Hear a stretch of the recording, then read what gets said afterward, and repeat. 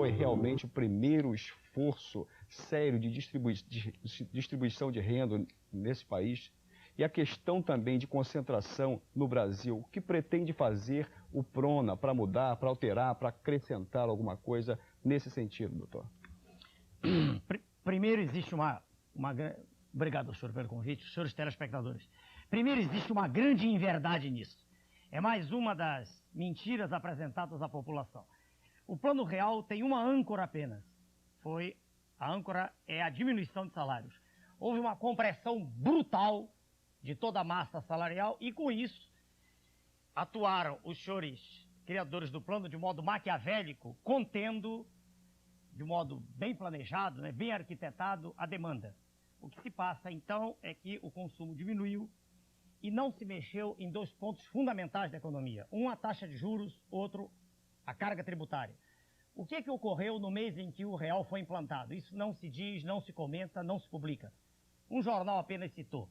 A taxa de juros apresentada à Sua Excelência o Presidente da República pelos economistas, capitaneados por Sua Excelência o Ministro, foi de 8%, 8 uma fração. Isto significa que, apenas naquele mês, com títulos da dívida pública, da dívida interna, no valor de 57 bilhões de dólares, foram transferidos do setor produtivo para a especulação, foram transferidos mais de 4 bilhões de dólares. Isso é quase o total, 2/3 de tudo que se gastou no ano passado com o serviço de saúde. Dizer-se que houve transferência de renda é mentira, simplesmente. Só houve desses planos todos, um até hoje, onde se tentou fazer transferência de renda. Foi o cruzado no início, o único. Tudo o mais foi conversa fiada. Isso é uma farsa, como tantas outras apresentadas à nação. Para o cientista político, professor Nuno Veloso. Professor, na sua opinião, essa iniciativa do governo fazer uma reforma urbana em tempos de eleição, isso fica aquela... Será que realmente é uma coisa séria? Eu gostei do parênteses tempo de eleição, porque essas tentativas já foram feitas aqui no Rio, em outras partes do Brasil, mas N vezes, né? Em 88, na abolição da escravatura, aquele pessoal que trabalhava no Palácio da Quinta, subiu o Morro Telégrafo e formou essa comunidade que nós chamamos de Mangueira, que é o único morro existente no Brasil. E o Dom Helder Câmara tentou cruzar São Sebastião, tanto no Morro Azul como lá na Gávea, ali ao lado do canal, aquele que liga a lagoa até o mar, também foi tentada, né? Isso N vezes foi feito, quer dizer, agora mesmo o governo de São Paulo está fazendo isso, está desapropriando terras, criando construções civis e depois pega o pessoal da favela, passa aqui. Aqui no Rio mesmo, Cidade de Deus, o Espírito Santo, que foi falado aí também, tanto lá na cidade, que tem meu nome, Linhares, como em Colatina, já se faz isso, né? Já se doa parte da terra para a construção. Só que agregado a também material de construção. Aí se faz uma espécie de reunião de todos, cada um constrói a sua casa, etc, etc, ajudado pelos outros. Isso então é comum. Agora, o que agrava mais a situação é lembrar isso em tempo de eleição. Em 1954, eu escrevi um artigo sobre esse problema e para resolver o problema da favela no Rio, eram 400 mil favelados, bastava fazer uma nova Belo Horizonte. Hoje Belo Horizonte cresceu muito, está em perto de 2 milhões. Mas o número de pessoas que vivem em nível infra-humano no Grande Rio já está em quase 8 milhões. Então precisa se fazer 4 Belo Horizontes para tentar empatar com o que existe hoje. A cada semana, a cada mês, o número de imigrantes aqui dentro das grandes cidades é imenso. Então o trabalho é muito mais sério e não é coisa para ser discutida em cima da eleição. É um trabalho que tem que ser trabalhado com muito tempo. Para o jornalista Nelson Couto. O jornalista Nelson Couto é presidente da Confraria do Garoto. Jornalista, na sua opinião, o Brasil precisa mesmo de uma reforma urbana e agrária? E qual seria a sua opinião sobre esse assunto?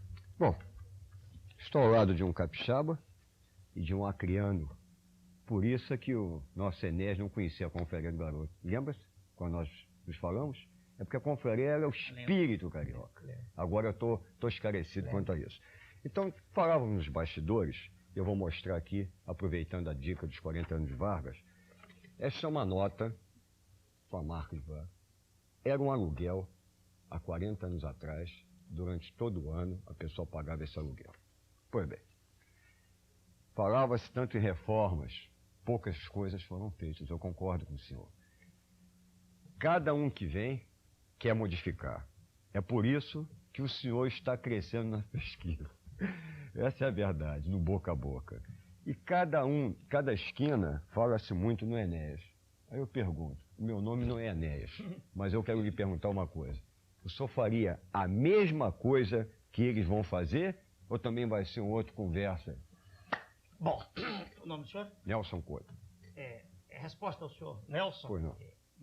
Falando para os telespectadores, como me foi pedido aqui. Bom, eu tenho uma tônica que me caracteriza e eu tenho como isso, posso dizer já, uma marca registrada. Eu gosto de uma palavra. Esta palavra se chama verdade. Eu dou aula há mais de 20 anos. Eu faço sempre esse repto, esse desafio, que se chame qualquer aluno meu. São mais de 20 mil. Para que diga de público se alguma vez eu deixei de cumprir um trato.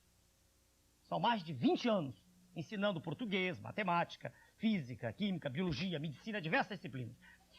Eu, quando entrei nesse processo em 89, eu disse, não quero ser profissional de política. Não acredito nisso que está aí. Isso é uma farsa. É uma farsa, aliás, da qual participam grandes grupos poderosos que iludem o cidadão comum, que não tem acesso às informações, que não sabe que nós vivemos vilipendiados, explorados por um grupo poderoso chamado G7, cujas ordens são dadas aqui dentro sem que ninguém perceba. Fala-se internacionalização da economia. Isso é um novo nome, isso é um eufemismo apenas para neocolonialismo. Esse é que é o nome correto. Destrói-se a família. Eu quando cheguei eu vi que se estava falando sobre isso. Destroem-se valores cívicos, nada mais tem importância. No horário nobre veiculam-se cenas de sexo quase explícito. Não há nenhuma das coisas que no passado tinha importância, tem mais importância no momento. Inversão completa de valores. A tela da televisão é um instrumento de perversão, destruição da família, destruição do respeito aos mais velhos, destruição da pátria. Bom, eu sou radicalmente contra isso. Não estou preocupado com o que a imprensa diz a meu respeito. Não me interessam os epítetos que são lançados. Isso não tem a menor importância para mim. Eu falo para o telespectador. Se o senhor está insatisfeito com tudo que aí está, se o senhor quer uma nação realmente soberana, uma nação da qual seus filhos se orgulhem, uma nação que possa não estar de joelhos como a nossa hoje, sendo a nação mais rica do planeta, mas uma nação que possa se erguer com seus próprios pés e dizer, não brigar com os países do outro lado, não é brigar, é apenas colocar-se de pé e dialogar em posição de igualdade e não de joelhos como está hoje, voltando a ser apenas exportador de matérias-primas, fazendo com que nossas riquezas e fazem de nós a maior nação do planeta sejam mandadas para o exterior a preços aviltados, a preço de banana, né? Mandando o nosso manganês, quase fomos obrigados a importar manganês. Exportamos 25 milhões de toneladas lá da Amazônia, dos 29 milhões retirados até 83, 25 foram exportados. Exportados para quê? Maior parte para repor as reservas dos Estados Unidos, da América do Norte. Quer dizer, nióbio, uma série de outras riquezas, água potável. Somos a maior riqueza mundial em água, sol. O Brasil tem sol o ano inteiro. A maior fonte de energia do planeta. Os países ditos ricos não têm sol. Quer dizer, o senhor Kissinger é um grande estadista. Eu o respeito e o admiro. Mas ele é um estadista para o país dele. Ele está defendendo os interesses dos Estados Unidos. Nós temos que dar o nosso grito de independência econômica. Só assim o Brasil poderá ser livre. Só assim o pobre homem que trabalha poderá ter salário justo. Enquanto nossas riquezas forem desviadas, enquanto não se criar de novo o sentimento cívico, enquanto nós não pudermos nos levantar como nação com o núcleo básico que é a família, né? Sem isso é impossível criar. Continuando do jeito que está, como um navio sem rumo, com essas discussões estólidas, intermináveis, em que nada mais tem importância, em que todo mundo tem medo de dizer que tem que ser respeitado uma autoridade. Até Cristo, o grande Jesus Cristo, o mentor do universo, num certo momento pegou açoite na mão contra os vendilhões do templo. Todo mundo sabe disso. Não se pode continuar mais nesse estado de caos institucional generalizado. É preciso haver ordem na casa. Ordem não é ser autocrata, não é ser discricionário. Ordem é a feição natural das coisas do universo. Pode falar, Nelson. Professor, Rapidamente, Nelson. o senhor que tem uma cultura tão grande, o senhor sabia que a castanha do Pará, ela vem do Acre? Não, senhor. Sei que é da região, eu não sabia que vinha Pois do bem, Acre. mas ela vem mais... A castanha do Pará é muito mais do Acre do que do Pará. Muito bem. Agora nós vamos a um breve intervalo comercial e logo a seguir estaremos de volta. Miséria, a pior herança para as novas gerações. Zilda. 12% dos bebês nascidos no primeiro trimestre deste ano, no Rio, tinham peso abaixo de 2,5 kg. Anualmente, cerca de 100 a 120 crianças desnutridas não entraram no Hospital Souza Aguiar. Esses dados foram fornecidos pela Associação Brasileira Multiprofissional de Proteção à Infância e à Adolescência. Como causas, a Abrapia cita os maus tratos, a miséria, a desnutrição, a falta de informação e a gravidez na adolescência. É inegável que o governo deveria se preocupar muito mais com as novas gerações. Para o candidato à presidência da República pelo PRONA, doutor Enéas Ferreira Carneiro. Doutor, a falência da estrutura familiar, a banalização do sexo e o uso das drogas formam um quadro perigoso para os jovens de hoje, responsáveis pelas novas gerações futuras. Como o seu governo tratará desta questão? A pergunta é muito pertinente. No nosso livro do nosso partido, que vai ser lançado em São Paulo agora, semana que vem, na segunda-feira, nós discutimos essa questão com bastante profundidade. A educação é o esteio da formação de toda uma sociedade. E uma sociedade jovem como a nossa, ela está entregue ao desamparo hoje. Educar não é só informar, educar é formar. Educar é criar valores. Educar é trazer para o interior do indivíduo aqueles conceitos que as gerações que o precedem podem transmitir-lhe. A educação pressupõe mais do que a casa de concreto armado, né? Como a que se dá tanta importância hoje, mais do que a estrutura externa, a educação pressupõe uma formação do educador. E essa formação tem que ser, eu repito, no sentido moral, no sentido cívico e no sentido profissional. No sentido moral é preciso que sejam transmitidas aquelas noções que estão se perdendo. É preciso que se transmita à criança que ela vive dentro de um contexto social ao qual ela tem que se adaptar. Ela tem que aprender normas de respeito. Ela tem que aprender, por exemplo, que desde cedo, que quando ela tiver contato com a droga, aquilo é um veneno do espírito. Ela tem que aprender que o sexo é uma lei da natureza, né? Que a participação na atividade sexual é algo extremamente fisiológico, é normal, mas que, tanto quanto com outras funções da máquina humana, deve haver regra para isso, né? Não se pode aceitar que nós voltemos a Sodoma e Gomorra. Nós estamos criando, na verdade, no nosso país, um verdadeiro jardim zoológico, né? Tudo é válido. Não há mais nenhuma norma. E a nossa posição, de modo sintético aqui, é dizer que o nosso partido se insurge contra isso. O nosso partido tem uma posição clara contra isso. O nosso partido defende uma família estruturada na base cristã. O nosso partido pressupõe um chefe de família, uma mãe de família e seus filhos formando o núcleo básico. Isso está escrito no nosso documento. E nós não entendemos que se possa formar uma sociedade sem que esses valores voltem à tela.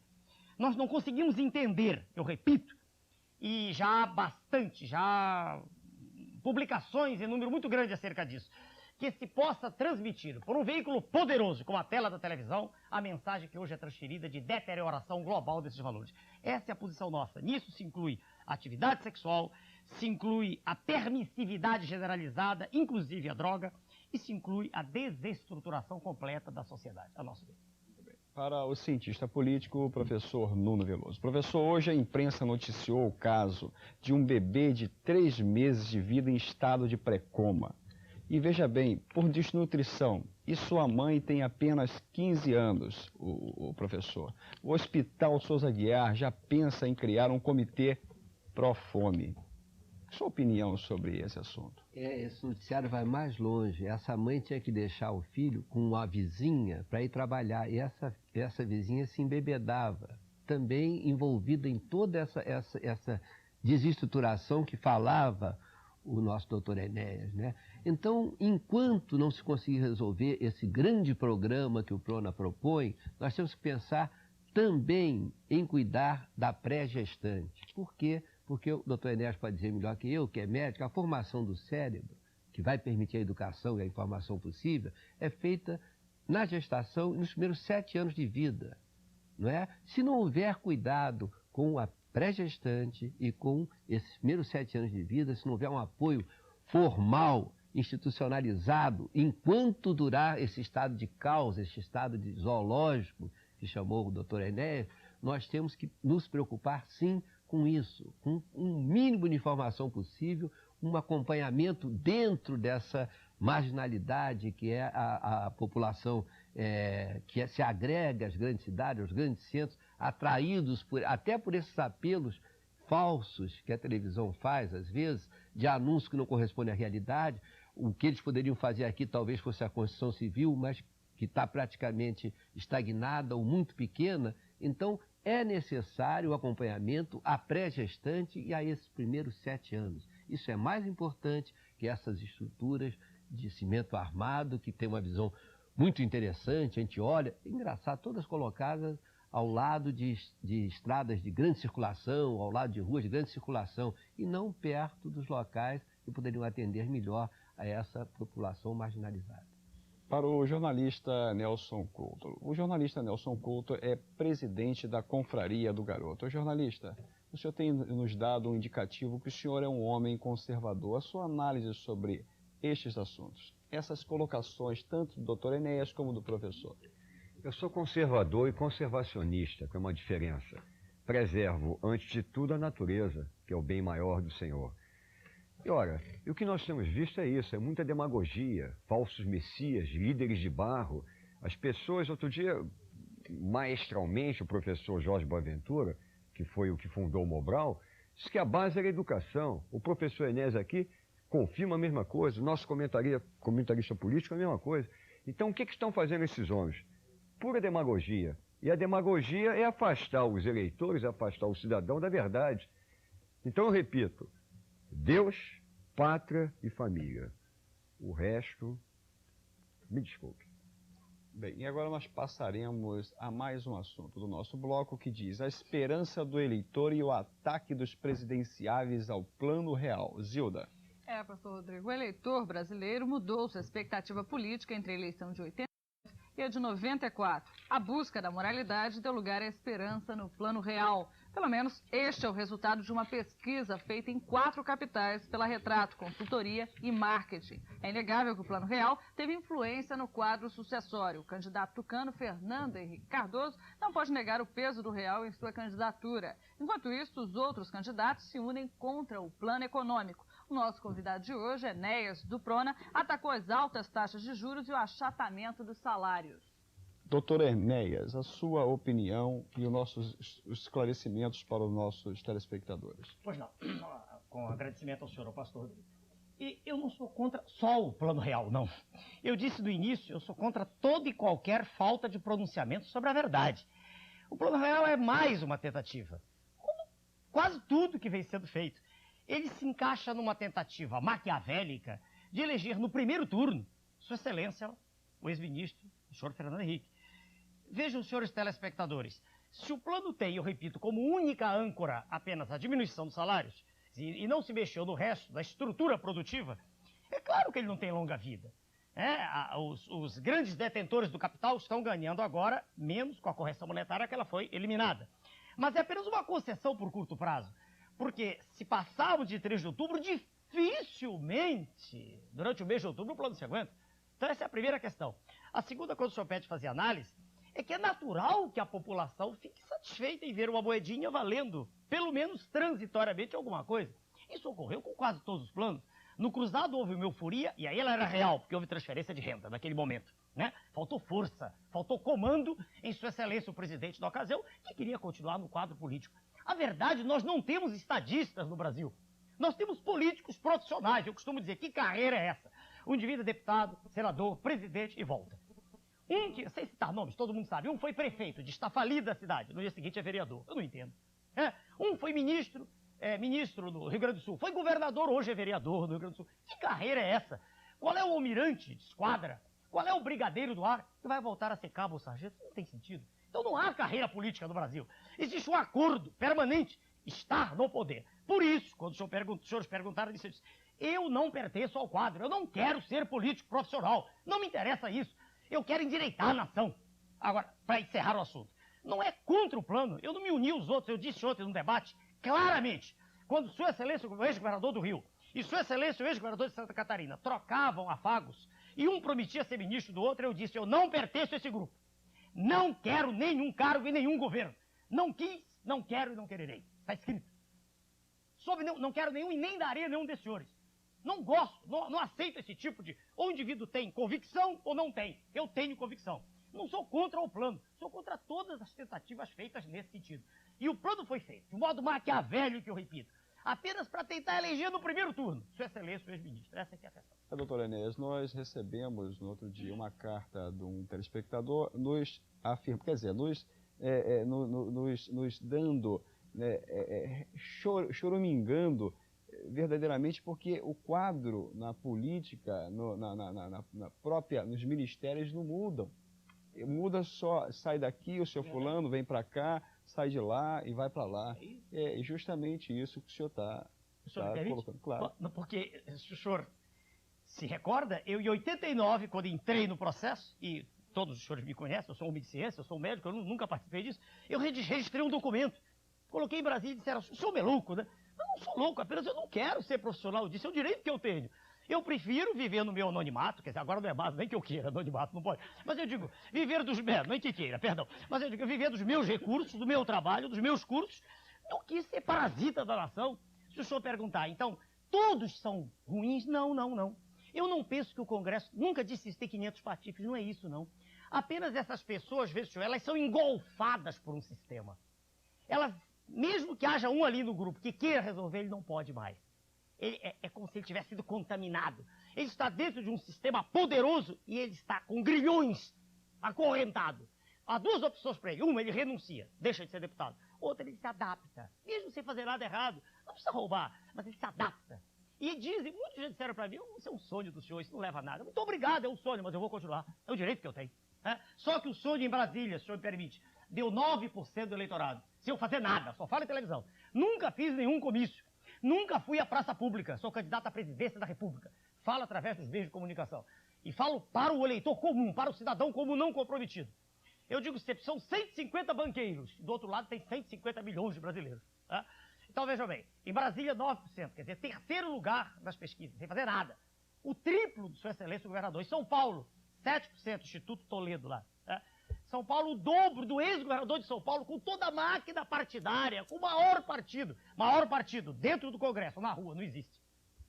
Muito bem. Ao professor e cientista político Nuno Veloso. Professor, nós gostaríamos que o senhor fizesse duas análises em si sobre essa colocação, doutor Enéas, que o Plano Real verdadeiramente seria um embuste político para a eleição do candidato que está aí, criador do plano. E também nesta colocação dele sobre a forma com que se conduz o sistema parlamentar no Brasil. A primeira parte é muito fácil de dizer, quer dizer, não diria nem um embuste, ele foi levado a isso por má informação, porque ele não tem preparo para preparar nem isso. Porque a verdade é a seguinte, não se faz economia por decreto. A lei de oferta e procura é que determina o preço, gente. Então, se alguém tem necessidade de alguma coisa, é lógico que ele vai dar mais um pouco do que ele possa até para conseguir aquilo.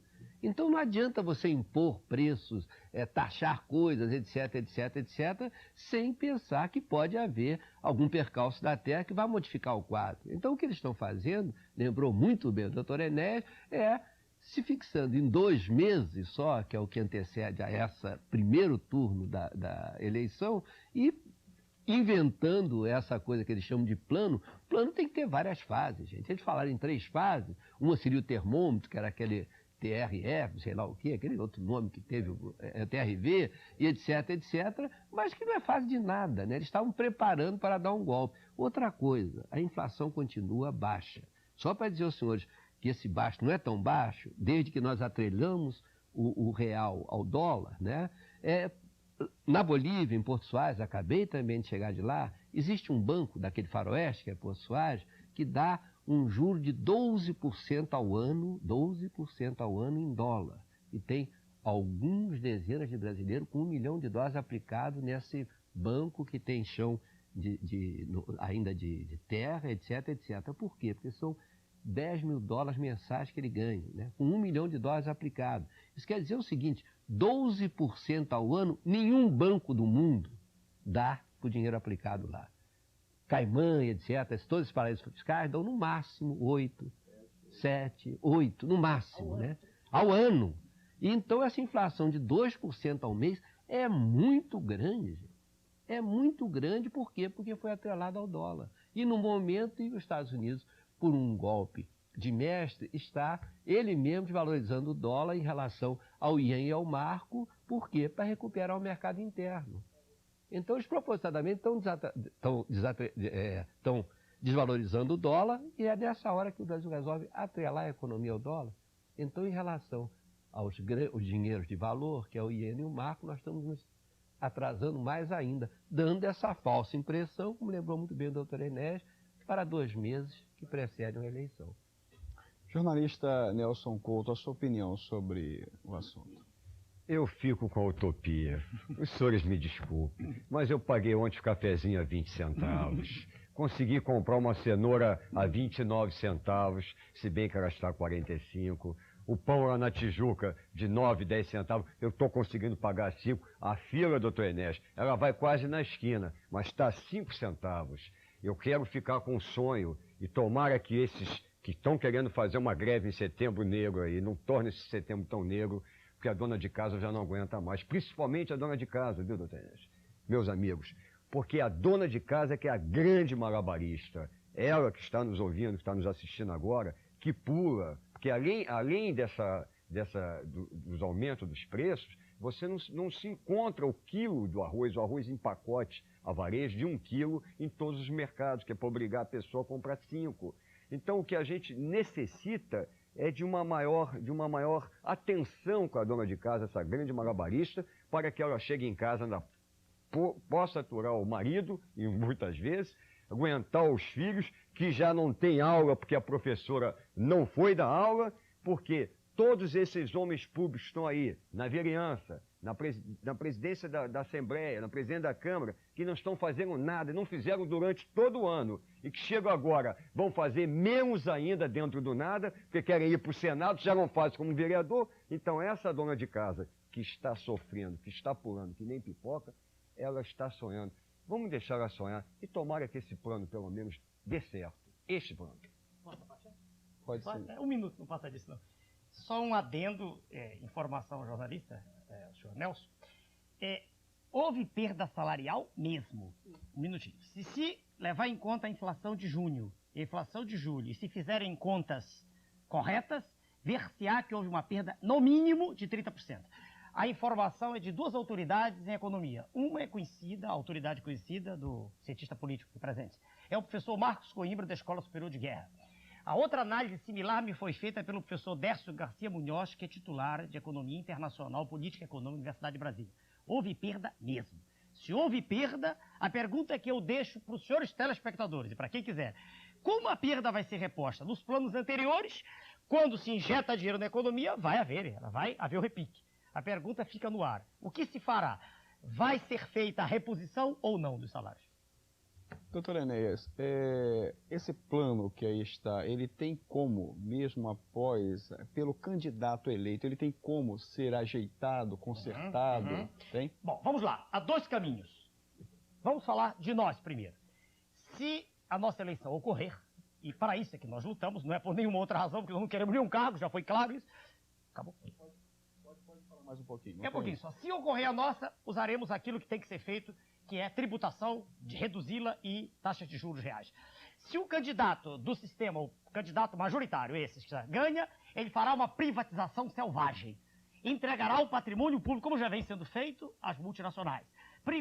Privatizar-se-á a energia elétrica, petróleo, subsolo e até o ar atmosférico.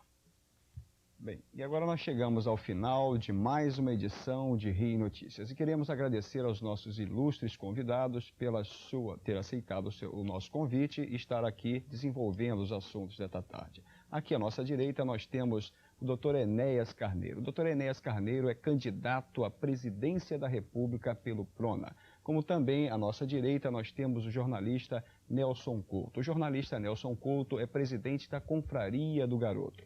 E à nossa esquerda nós temos o cientista político, professor Nuno Veloso. E a habitual presença de Zilda Rágio, a nossa editora e repórter. E que Deus abençoe a todos rica e abundantemente e até amanhã, querendo assim o Senhor.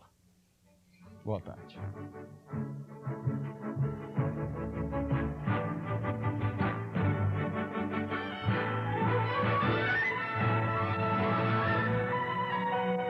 Notícias do Rio em destaque de segunda a sábado às 18h30 no Informe Rio.